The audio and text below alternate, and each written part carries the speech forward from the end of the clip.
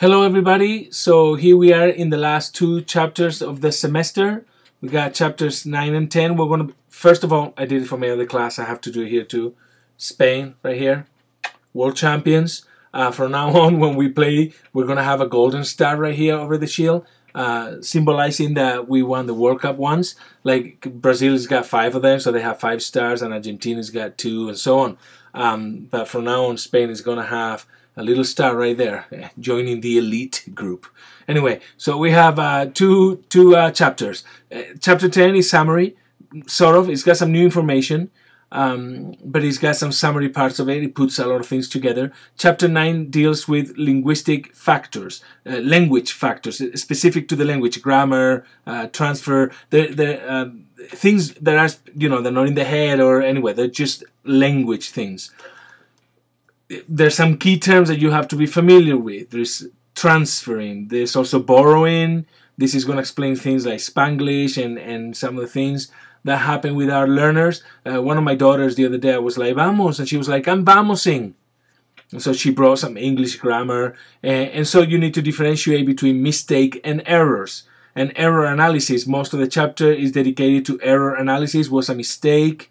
Was an error? Those are two different concepts. Read them, very easy to understand. You're also going to be revisiting universal grammar and Chomsky. And you're also going to be talking about fossilization, language fossilization. These are all concepts, the little bold terms that appear in the chapter. Those are usually important to be familiar with. And there's quite a few in these chapters. These 2 chapters are fatties.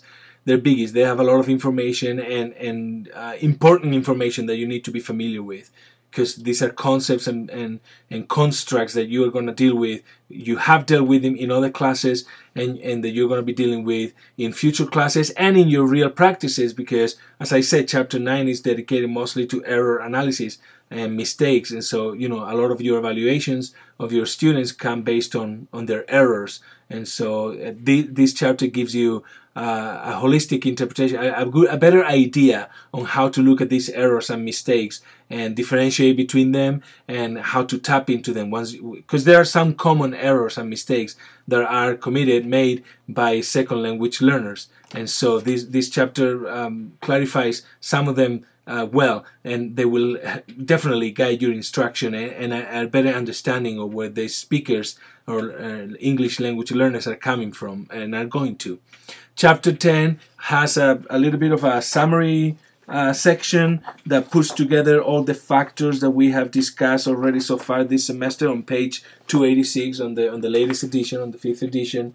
This page 286 has got all these factors here, very well classified by, in the head, out of the head, age, this and that, and all the subcategories. This is a good thing for you to have to keep in mind, to remind you of all the categories and things and all the factors that are influencing language learning. And it's a good summary. Hopefully, if you learned, you should be able to look at some of these titles in this diagram and some of these headings and be able to speak about them a little bit, understand what they're all about. And it also has that ecological approach, because a lot of the chapter is coming up with a communicative competence, holistic theory on second language acquisition, on language learning, and then they come out with these. They have several. They include several in the chapter. They're different theories and such, but they have this cute one, the ecological approach. Is a little complex, but it's cute to say the least. So, and those are the last 2 chapters that we're gonna be discussing in your discussions, and then we'll be done. Thank you for a great semester. It's a beautiful semester.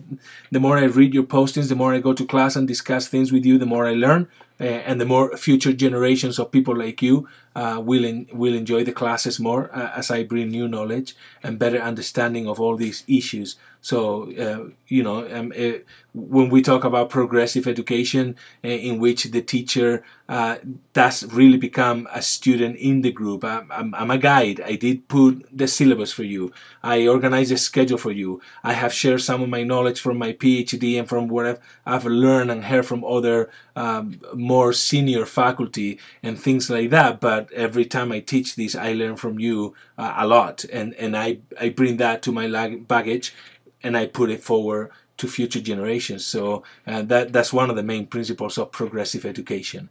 So anyway, thank you for a great semester. I look forward seeing you all in the presentations week when we meet, and we will discuss in class when we meet again. We will discuss how many groups we are and how long the presentations need to be.